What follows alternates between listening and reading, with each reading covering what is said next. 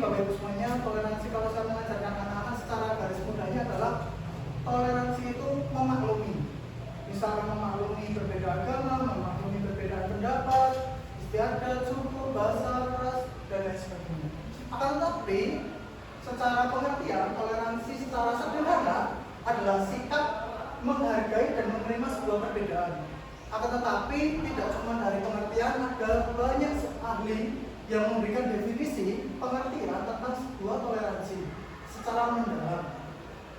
Yang pertama, menurut Purwadarminta, toleransi merupakan sifat atau sikap menegang yang mana berisi menghargai, membiarkan, ataupun memperbolehkan pendapat, pandangan, kepercayaan, kebiasaan, kelakuan, dan lain sebagainya, baik dalam pendirian yang berbeda dengan dirinya sendiri. Jadi apapun itu yang berbeda pendapat dengan diri kita sendiri, kita memaklumi, memperbolehkan, mempersilahkan, itu adalah salah satu contoh dari toleransi. Misalkan saya memiliki perbedaan dengan teman mengenai penggunaan seragam, makanan, kesukaan makanan, minuman, ataupun hobi yang lainnya, saya tidak pernah mempermasalahkan seperti itu. Tidak juga ini, tidak perlu demi, itu sudah menerapkan yaitu mengenai toleransi. Berikutnya, Bapak Ibu semuanya, mengenai pentingnya toleransi lingkungan sekolah. Sekolah adalah miniatur masyarakat. Mengapa dinamakan sebagai miniatur masyarakat? Dikarenakan masyarakat itu berpandangan bahwasanya ketika sekolah yang besar, sebuah lembaga pendidikan, ketika menitipkan anaknya, ibaratkan seperti membengkelkan. Jadi ketika anak yang belum bisa menulis, belum bisa membaca, belum bisa berhitung, seolah ketika masuk sekolah, otomatis anaknya bisa mendapatkan perkembangan yang lebih bagus, di mana anaknya bisa membaca, menulis, bisa menghitung, dari yang tidak tahu menjadi tahu, dari yang tahu lebih tahu. Nah, disinilah karakter siswa akan terbentuk. Toleransi di sekolah sangat penting karena dapat yang pertama membentuk karakter anak. Mungkin di sekolah dasar, di SMP, SMA, semua bisa membuat karakter anak, terutama di lingkungan keluarga. Akan tetapi di sekolah dasar ini adalah orientasi sekolah di mana paling lama, sekitar 6 tahun lamanya. Dan ini adalah peran Bapak Ibu guru sekolah dasar untuk membentuk karakter anak, menggali hobinya, menggali ciri khasnya bagaimana, studi di bidang apa, baik itu akademik ataupun di non akademik. Berikutnya, kedua menciptakan suasana belajar yang kondusif. Jelas, ketika tidak ada perbedaan, tidak ada permasalahan mengenai kulitnya, rambutnya, kemudian pakaiannya, bicaranya, bahasanya, pasti suasana belajar itu akan kondusif. Karena tidak ada mempermasalahkan kamu dari mana, kamu bahasanya apa, kamu bukan orang Jawa, tidak seperti itu. Tetapi di sekolah dasar izin ini toleransi yang sangat besar, di mana kelas 1 sampai dengan kelas 6, baik kelas A maupun kelas B sudah menerapkan toleransi tersebut. Jadi pembelajaran di kelas suasananya sangat menyenangkan dan kondusif. Berikutnya yang ketiga adalah menyarankan siswa untuk hidup di masyarakat yang plural. Plural itu identik dengan keanekaragaman. Jadi di sekolah dasar, terutama di SD Mijil ini, menyiapkan seluruh siswanya dapat beradaptif di masyarakat yang beraneka ragam. Misalkan dari beberapa teman pendatang yang dia berbeda agama, dari teman yang misalkan hidup di beda daerah, beda kelurahan, beda desa, kemudian beda bahasa, ada dari Madura dan lain sebagainya. Yang terakhir adalah mencegah konflik. Mencegah konflik ini adalah hal yang paling utama Bapak Ibu semuanya. Karena ketika ada permasalahan suku ras di beberapa provinsi, tetapi tidak di suku Jawa, dia tidak ada permasalahan sedikitpun mengenai konflik ini. Misalkan pertikaian, pembulian, menghina agama, tidak. Jadi terutama toleransi di sekolah bisa mencegah, meminimalisir terjadinya sebuah konflik atau masalah tersebut. Berikutnya, peran utama guru sebagai pendidik dan panutan. Guru memiliki peran yang sangat penting dalam menanamkan nilai-nilai toleransi pada siswa. Penerapan ini terutama pada pembelajaran pendidikan kewarganegaraan atau pendidikan Pancasila dan juga di pendidikan ilmu pengetahuan sosial. yang mana pertama bisa menjadi contoh. Jadi guru memberikan contoh kepada anaknya, baik perilakunya, pendekatannya, tidak membuli muridnya, dan juga memberikan contoh berkaitan tentang toleransi tersebut. Kedua, mengajarkan materi tentang toleransi. Berikutnya, di materi toleransi ini masuk dalam pendidikan Pancasila. Sesuai dengan Pancasila kita, sila 1 sampai dengan sila 5 yang paling menonjol adalah sila kedua dan sila ketiga. Mengapa? Karena sila kedua itu mengajarkan hubungan sesama manusia, dan sila ketiga mengenai persatuan Indonesia yang berkaitan menghargai perbedaan suku, ras, adat, istiadat, budaya dari berbagai negara Indonesia ini, dari Sabang hingga sampai Merauke. Berikutnya ketiga, Bapak Ibu semuanya, memfasilitasi kegiatan yang menumbuhkan sebuah toleransi. Nah, untuk kegiatannya pasti banyak sekali, terutama di kelas 1 sampai dengan kelas 6 ini, SDN sudah melakukan kurikulum merdeka, yang mana ada kegiatan B5-nya. Pasti kegiatan tersebut bisa diberikan, disisipkan mengenai kegiatan yang menumbuhkan toleransi antar siswa. Berikutnya Bapak Ibu semuanya, yang keempat adalah menciptakan suasana kelas yang inklusif. Cara membuat suasana kelas yang inklusif atau suasana yang khusus, pastinya ada kolaborasi antara guru dengan anak. Misalkan guru memberikan sebuah tugas sekitar 2 kelompok yang berfokus mengenai manfaat dari toleransi, dari pengertian, manfaat, contoh real yang nyata, dan juga lingkungan masyarakat sekitar SD Negeri Mejen semuanya. Berikutnya adalah berkaitan tentang mengapa toleransi penting di sekolah dasar. Mengapa penting? Pasti penting. Karena tidak hanya di sekolah dasar, toleransi pasti penting. Toleransi adalah sikap menghargai dan menerima perbedaan, menanamkan nilai-nilai toleransi sejak dini. Mungkin sejak dini itu berkaitan dengan lingkungan keluarga, ketika anak itu lahir, bertemu dengan keluarganya, pendidikan pertama keluarga. Akan tetapi yang saya bilang tadi, bahwasanya di sekolah dasar ini adalah sekolah yang mana pendidikannya itu paling lama, yang paling mengenang baik guru temannya selama 6 tahun lamanya. Khususnya di sekolah dasar sangat penting karena ada beberapa alasan. Alasan yang pertama, membentuk karakter anak di usia dini. Kedua, menyediakan lingkungan belajar yang aman dan inklusif. Jelas, ketika anak masuk dalam sekolah dasar, orang tua pasti berpikir, anak saya titipkan di sekolah dasar negeri Mejen, pasti aman, dan juga nanti akan mendapatkan pendidikan yang lebih baik, pengetahuan yang lebih luas. Yang ketiga, menyiapkan anak untuk hidup dalam masyarakat yang beragam. Contohnya, ketika dalam SD, SMP, SMA, kita akan mengenal beberapa teman-teman yang beraneka ragam. Tetapi, ketika nanti anak-anak di masa kuliahnya akan mengalami hidup dalam masyarakat yang beraneka ragam lagi, yang lebih luas lagi. Mungkin dari Sabang hingga Merauke. Misalkan dari teman-teman Papua, teman-teman di NTT, NTB, Sumatera, Kalimantan, dari manapun. Berikutnya, peran guru dalam membangun toleransi. Di sinilah Bapak Ibu semuanya, peran guru dalam membangun toleransi itu bagaimana sih? Apa saja? Yang pertama, saya jelaskan dulu, guru memiliki peran yang sangat krusial. Ya, betul sekali.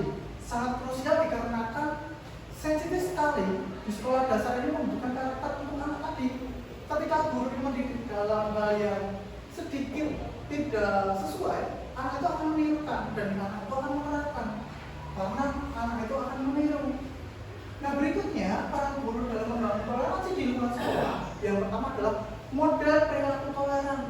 Jelas, bahwasanya guru sebagai pendidik memberikan panutan, harus memberikan model perilaku yang toleran. Tidak membeda-bedakan, kamu yang berwarna hitam sendiri, kamu berwarna putih sendiri, kamu yang rambut lurus sendiri, rambut kamu yang hitam sendiri, kamu yang dari suku Jawa sendiri, kamu yang dari suku Madura sendiri. Tidak, kita toleransi, kita bineka tunggal ika, meskipun berbeda-beda bangsa, tetapi kita tetap satu juga, yang mana kita semua tetap satu Indonesia. Yang kedua, menunjukkan sikap dan tindakan yang menghargai perbedaan. Bapak Ibu semuanya, kita tidak boleh angkuh, kita tidak boleh menghina, membuli ketika anak-anak kosakata yang berbeda dengan kita dari orang Jawa. Misalkan ada yang dari Madura, ada yang dari Kalimantan, dari Papua, dari Sumatera, kita tidak boleh menghina, membulinya, atau mengejeknya. Ketiga, mengajarkan nilai-nilai toleransi. Membahas tentang nilai-nilai toleransi, kita tidak lepas dari Pancasila. Untuk tentang nilai-nilai Pancasila, sila kedua dan sila ketiga tadi, penerapan di sekolah bagaimana, di lingkungan masyarakat bagaimana, kemudian di rumah-rumah bagaimana, kita memberikan contoh yang spesifik, kemudian anak-anak untuk mempraktekannya. Keempat, yaitu mengintegrasikan atau menghubungkan, mengkolaborasikan pelajaran tentang toleransi pada kurikulum. Nah, Bapak Ibu semuanya, yang pasti kalau kita mau mengajarkan tentang materi toleransi, tolak ukurnya adalah kurikulum.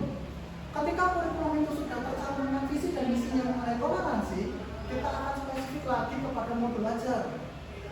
Setelah modul ajar, kita akan terapkan kepada anak-anak bahwa materinya tadi yang berkaitan tentang toleransi. Yang kelima, menciptakan lingkungan yang kelas, yang inklusif, yang khusus, yang mana anak-anak terfokus untuk toleransi. Misalkan kegiatan khusus P5, sehari penuh ada P5, atau beberapa jam ada materi P5.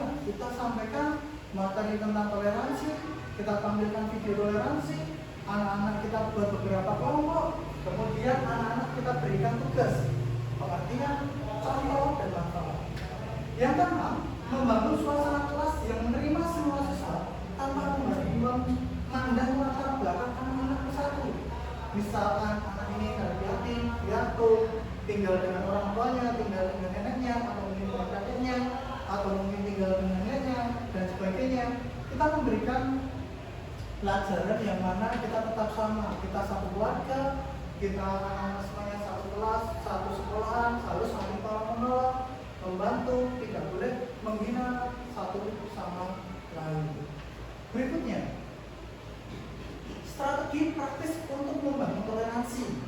Nah, ketika kita sudah membahas toleransi, fungsi guru sebagai krusial dalam membangun toleransi sekolah, sekarang adalah strateginya. Strateginya praktis untuk membangun toleransi. Yang pertama, diskusi terbuka. Kita sampaikan kepada anak-anak, kita berikan diskusi, bisa kelompok, bisa guru kelasnya menyampaikan, atau guru mata pelajarannya berkaitan tentang toleransi. Contohnya, kita membahas tentang toleransi. Apakah anak-anak tahu tentang sebuah toleransi? Kemudian ketika ada anak satu yang becek, dipojokkan, dibully, kita berikan contoh. Kemudian kita berikan edukasi agar pembulian tersebut tidak terjadi lagi. Kedua, ada proyek kelompok beragam. Seperti halnya tadi kita buat misalkan model pembelajaran, kita berikan program basic learning atau pembelajaran yang berbasis masalah, kita berikan masalah tentang toleransi, suku ras, kemudian kita berikan, kita sampaikan, anak-anak buat kelompok, anak-anak berdiskusi, setelah itu mereka mempresentasikan, kita untuk menilainya. Yang ketiga yaitu pendidikan anti bullying. Nah, pastinya kita akan memberikan edukasi tentang anti bullying ini. Banyak sekali di sekolah manapun orang-orang itu tidak paham dan juga tidak mengetahui tentang bullying ini. Bahasanya dia mengenal tentang mengejek atau menghina. Tetapi bahasa globalisasi sekarang adalah bullying. Nah, bullying ini identik sekali dengan psikis anak-anak. Juga anak tidak mau sekolah, dan ada pun juga yang bunuh diri, sampai juga yang membakar sekolahnya. Kita cegah itu. Berikutnya, mengembangkan keterampilan sosial dan emosional. Yang pertama, mengajarkan empati dan keterampilan komunikasi. Kalau kita mengajarkan simpati, itu berbeda dengan mengajarkan empati. Kalau mengajarkan simpati, seorang misalkan ada kakek-kakek yang mendorong sepeda motor, kasihan kakeknya, itu adalah simpati. Tetapi kalau kita mengajarkan empati, kita juga ikut merasakan. Anak-anak diajarkan untuk merasakan. Jikalau anak semuanya, bayangkan, kalau kalian naik sepeda motor, sepeda Honda banyak bocor, kalian dorong, bagaimana susahnya? Oh iya, kasihan. Makanya kita empati tersebut, kita pasti akan membantu. Berikutnya, keterampilan komunikasi. Memberikan pengajaran kepada anak untuk presentasi, untuk anak lihat dalam mempresentasikan materinya. Kemudian anak untuk pintar dalam public speaking-nya juga. Kedua, mendorong penyelesaian konflik secara damai.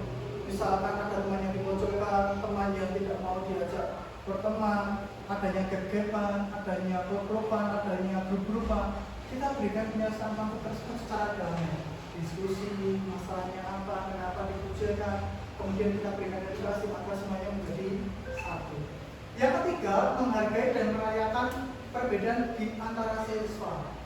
maksudnya menghargai dan merayakan, ya kita hargai, kita tidak boleh menghina, kita tidak boleh mengejek, kita rangkul semuanya, kita adakan kegiatan yang mencerminkan tentang merayakan perbedaan tadi. 17 Agustus adanya lomba, semua anak bersatu menjadi kelompok semangat yang akan kolaborasi tercapai, toleransi juga terwujud. Berikutnya ada juga kegiatan ekstrakurikuler yang mendukung toleransi. Pasti di sekolah dasar ataupun di sekolah manapun pasti banyak sekali sebuah kegiatan ekstrakurikuler.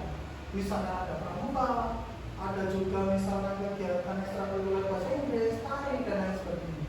Misalkan untuk budaya dan bahasa, misalkan kita sampaikan mengenai anak-anak budaya di Surakarta, kita mengenal adanya wisata, toleransi yang tinggi di Jawa ini, kemudian mengenai bahasa yang beraneka ragam, seperti itu. Yang kedua, kegiatan sukarela yang melibatkan komunitas lokal. Yang ketiga, adanya acara perayaan Hari Internasional. Nah, ini adalah beberapa contoh dari ekstrakurikuler yang bisa meningkatkan toleransi di sekolah dasar. Pramuka juga bisa, tarian juga bisa, mempelajari tarian-tarian dari berbagai daerah. Berikutnya juga kegiatan bahasa Inggris. Berikutnya adalah kesimpulannya. Jadi Bapak Ibu semuanya, kesimpulan dari toleransi secara sederhana adalah sikap menghargai dan menerima sebuah perbedaan, tidak boleh menghina fisiknya, ekonominya, latar belakangnya, suku, ras, budaya, dan sebagainya. Sehingga guru memiliki peran yang sangat penting dalam menanamkan nilai-nilai toleransi pada siswa terhadap peserta didik. Tujuan dari menanamkan nilai-nilai ini adalah anak dapat membentuk karakter. Kita tahu spesifiknya, anak tahu hobinya, akademiknya, non-akademiknya, dan juga dapat menyediakan lingkungan belajar yang aman, inklusif, serta dapat mempersiapkan anak untuk hidup dalam masyarakat yang beragam. Mungkin itu Bapak Ibu semuanya yang saya sampaikan. Apabila ada kurangnya saya mohon maaf. Mungkin penyampaian dari seminar hasil laporan saya cukup itu saja. Sekian. Wassalamualaikum warahmatullahi wabarakatuh. Terima kasih kepada Ayas telah menyampaikan hasil seminar laporan.